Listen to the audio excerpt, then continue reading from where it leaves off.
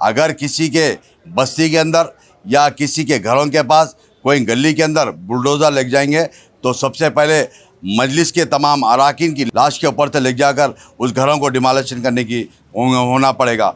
सबसे पहले अगर इस तरह की हरकत होगी, मजलिस इत्तेहादुल मुस्लिमीन के अराकीन की लाशों पे से आपको जाना पड़ेगा।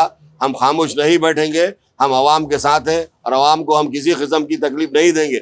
बिस्मिल्लाहिर्रहमानिर्रहीम। आज जनाब नक़ीब मिल्लत बैरिस्टर असदुद्दीन साहब की हिदायत पर हैदराबाद कलेक्टर अनुदीप साहब से और आरडीओ हैदराबाद से और तमाम इमारत से मुलाकात की गई और यही मुतालबा है कि हमारा जो पिछले 5 दिन से शहर हैदराबाद के अंदर मूसी के ऊपर जो गड़बड़ चल रही है, उस सिलसिले में सदर मोहतरम ने हमको पिछले 5 दिन पहले से हम तमाम को एमएलएस को हिदायत दिए थे कि जाकर वहाँ के इलाके जात की आवाम से मुलाकात करें और उनकी परेशानी में ठहरने के लिए हम तमाम को हिदायत दिए थे। आज हम हैदराबाद कलेक्टर से बातचीत करें और बातचीत करने के बाद एमआरओ ऑफिस पर चार मीनार एमएलए जुल्फ़िकार साहब, बहादुरपुरा एमएलए जनाब मोमिन साहब और मैं, हमारे रिटायर्ड सर्वेयर साहब उमेश साहब और हमारे तमाम ज़िम्मेदार एमआरओ ऑफिस में आरडीओ साहब से मुलाकात कर तफसीलात बताए। सबसे पहली बात यह है कि जो MRDCL जो बनाया गया ये बिल्कुल क़ानून के दायरे में नहीं है और उसका कोई वजूद नहीं है। और दूसरी बात, जो 2003-04 के दरमियान में मूसी के अंदर जो बाउंड्री फिक्स की गई थी, जो मूसी का FTL फिक्स किया गया था, वो FTL आज जो रखते हुए आज नया FTL फिक्स किया गया, उसके ताल्लुक़ से तफसीलात बताया गया। और तीसरी बात, मूसी का रीसर्वे के लिए हम तमाम MLAs मिलकर कलेक्टर हैदराबाद को, आरडीओ हैदराबाद को तफसीली बताया गया। जो 2003 और 4 के दरमियान में जो मूसी के अंदर जो बाउंड्री फिक्स की गई थी, वहाँ पर आज भी हैदराबाद के हाई कोर्ट के सामने जो बाउंड्री है, CRS वाल, उसकी कंपाउंड वाल है और उसके बेड्स भी है, आज भी स्टोन्स भी है। और उसी तरीके से तमाम मूसी के अंदर जहाँ जहाँ पर भी सर्वे किया गया था आज वो मौजूद है, मगर उस तमाम पुराने बाउंड्रीज को मद्देबाजू रख कर नए बाउंड्री फिक्स करने से काफ़ी घरा हो रहे। फिर हम तमाम ने मुतालबा किया कि फिर रीसर्वे के लिए, ताकि रीसर्वे करने के बाद इंशाअल्लाह इन तमाम की परेशानी दूर होगी। दूसरी बात, मूसी के अंदर आज मौजूदा जो हाई कोर्ट है, मूसी बेड के अंदर आ रहा है हाई कोर्ट, इमली बन बस डिपो आ रहा है, उसी तरीके से जो बाबू घाट है लंगर हाउस के अंदर वो भी आ रहा है और कई मंदिरें, कई मसाजिद इसी तरीके से आ रहे हैं। रीसर्वे कराने से मैं समझता हूँ इंशाअल्लाह ये तमाम के तमाम प्रॉब्लम सॉल्व होंगे।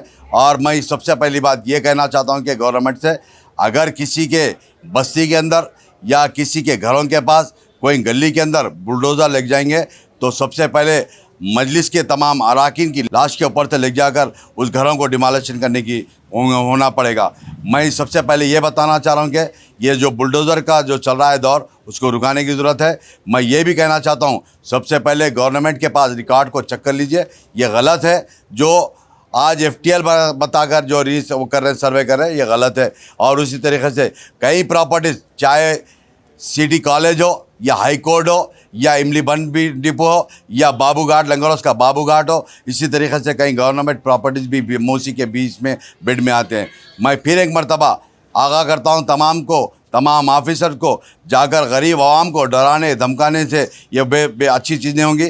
अभी हम आरडीओ साहब को और हैदराबाद कलेक्टर को बता दिए कि कोई MRO जाकर किसी के गरीब के पास कोई बस्ती के अंदर अगर डरा देंगे, हम शाम तक आले या 2 दिन के अंदर खाली करने की ज़रूरत है, इस तरीके से डराया जा रहा है, उसके ताल्लुक़ से बता देगा। मैं फिर एक मरतबा हैदराबाद की आवाम से गुजारिश करता हूँ कि आप बिल्कुल बेफिक्र रहिए। इंशाअल्लाह आपके साथ में आपकी जमात, मेरी जमात आपकी जमात के सदर मोहतरम जनाब नक़ीब मिल्लत बैरिस्टर असद साहब ने हर वक्त कलेक्टर हैदराबाद से, गवर्नमेंट के ऑफिसर से बातचीत कर रहे हैं। मैं कई मरतबा इसी जगह पर आकर कई मरतबा आवाम से गुजारिश करा था कि आप डरने घबराने की ज़रूरत नहीं है, क्योंकि आपके साथ में जमात है। जमात का हर रुकन, जमात का हर MLA अपने अपनी आबादी के अंदर, अपने हल्क़े-जात के अंदर फिर कर समझा रहा है, किसी को डरने घबराने की ज़रूरत नहीं है।